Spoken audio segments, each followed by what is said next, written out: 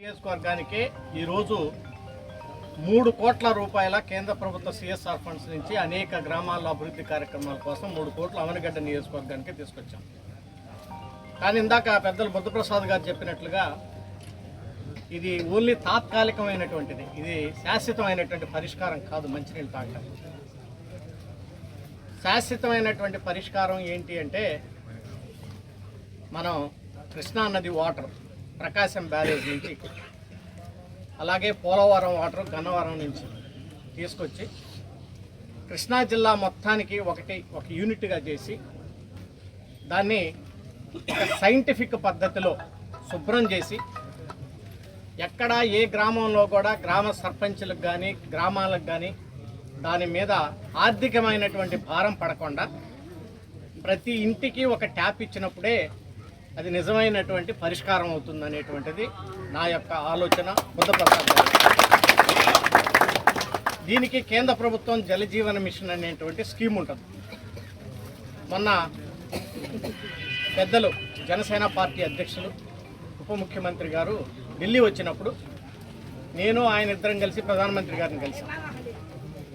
ప్రధానమంత్రి గారిని కలిసినప్పుడు ఆయన అడిగినటువంటి మొట్టమొదటి రిక్వెస్టు, సార్ ఇక్కడ ఆంధ్రాలో మరి ముఖ్యంగా ఇలాంటి ప్రదేశాల్లో వాటర్ సమస్య ఉంది, మీరు జలజీవన్ మిషన్ ద్వారా డబ్బులు ఇవ్వండి అని చెప్పేసి కోరారు. తప్పకుండా ఈసారి టెండర్స్ పిలిచే టయానికి ప్రపోజల్స్ అన్నీ కూడా సిద్ధమవుతా ఉన్నాయి. డిపిఆర్ నేను కనీసం వారానికి ఒకసారన్నా ఆ కన్సర్న్డ్ సెక్రటరీ శశిభూషణ్ గారితో మాట్లాడుతూ ఉన్నాను, ఈఎన్సీ గారితో మేడంతో మాట్లాడుతూనే ఉన్నాను, అదే రకంగా ఆర్డబ్ల్యూఎస్సీ ఎస్సీ గారితో మాట్లాడుతూనే ఉన్నాం. నెక్స్ట్ మేము ఎమ్మెల్యేలు అందరం కలిసి కృష్ణా ఉమ్మడి జిల్లాలో ఉన్నటువంటి ఎంపీ అందరం కలిసి కూడా మళ్ళీ ముఖ్యమంత్రి గారిని ఉప ముఖ్యమంత్రి గారిని కలిసి ఒక డీటెయిల్డ్గా ప్రాజెక్ట్ని తయారు చేసి కేంద్రం నుంచి డబ్బులు తీసుకొచ్చి ఈ వాటర్ పరిష్కారం చేస్తామనేటువంటి నమ్మకం అయితే నాకు ఉంది అనేటువంటి విషయాన్ని. ఇది పార్టీ అయితే పార్టీ 750 కోట్లకు వేశారు. కానీ ఆ 750 కోట్లు చాలు వాస్తవానికి. సో ఇప్పుడు దాదాపుగా 2 అంటే ఉమ్మడి కృష్ణా జిల్లా కానీ చూసుకున్నట్లయితే దాదాపు మనకు 3,000 కోట్ల రూపాయలు 4,000 కోట్ల రూపాయల దాకా అయితే శాశ్వత పరిష్కారం వచ్చింది. అందులో కేంద్ర ప్రభుత్వం 50% ఇస్తుంది, ఒక 2,000 కోట్ల దాకా. మిగిలిన 2 కోట్లు ఏదో ఒక రకంగా ఏదో ఒక వరల్డ్ బ్యాంక్నో లేకపోతే ఏదో ఒకటి పట్టుకొని తీసుకొచ్చి వచ్చే ఈ 3-4 సంవత్సరాల్లో ఈ పని కంప్లీట్ చేయాలనేటువంటి ఆలోచన అయితే మాకుంది. తప్పకుండా దాన్ని కూడా మరి సాధించి తీరుతామనేటువంటి కూడా నాలో నమ్మకం ఉంది మాలో అనేటువంటి విషయాన్ని కూడా ఈ సందర్భంగా మీ అందరికీ మనం చేస్తాం.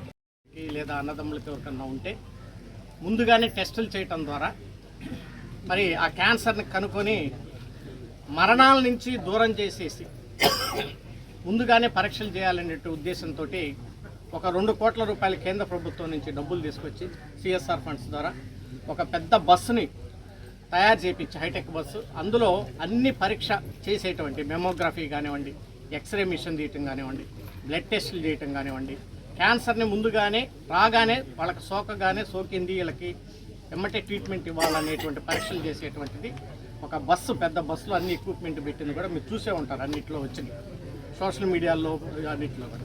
తప్పకుండా ఈ గ్రామాలన్నింటిని కూడా అది పంపించి మరి ఎందుకంటే యవనగడ్డ, పెడన ఈ నియోజకవర్గాల్లో చూస్తే చాలామంది మరి చిన్న వయసులోనే క్యాన్సర్ ద్వారా మరణానికి గురవుతుంది. అలా మరణానికి గురైతే ఆ కుటుంబం అంతా, ఆ పిల్లలందరూ కూడా పాపం మరి అనాథలుగా మిగిలిపోతూ ఉన్నారు. దాని నుంచి ఫ్రీగా అన్ని ఊర్లకు కూడా ఆ బస్సును పంపించేస్తాం. ఒక్కొక్క రోజు ఒక్కొక్క ఊర్లో 2 రోజులు 3 రోజులు ఉంటుంది.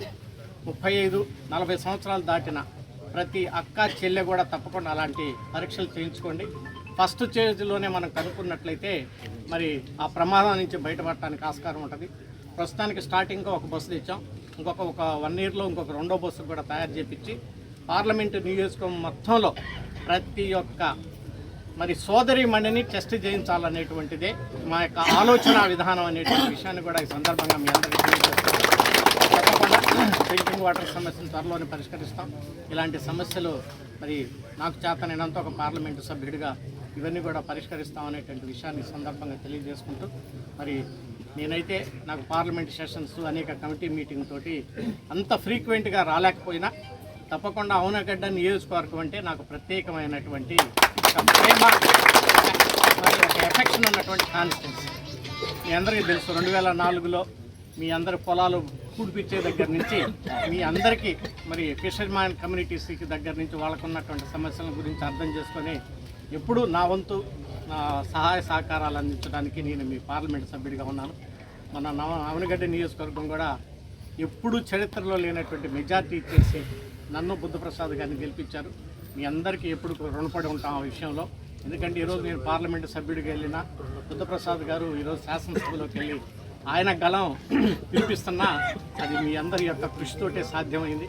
తప్పకుండా చేయాల్సినటువంటి కార్యక్రమాలు సడన్గా కాకపోయినా, ఎందుకంటే రాష్ట్ర ఆర్థిక పరిస్థితి మీ అందరికీ తెలుసు, చిన్న భిన్నం అయిపోయింది.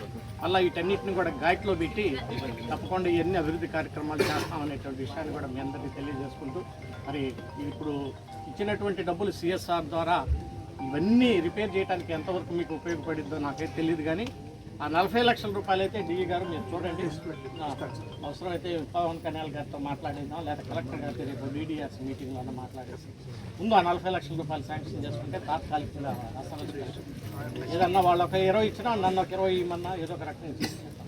అది సిఎస్ఆర్ ఫండ్స్ కూడా పెట్టించి ఆ 40 లక్షలు కూడా పెట్టించి మీరు ఇచ్చే ప్రపోజల్ ఒకటి గుర్తుపెట్టుకోండి. ఆ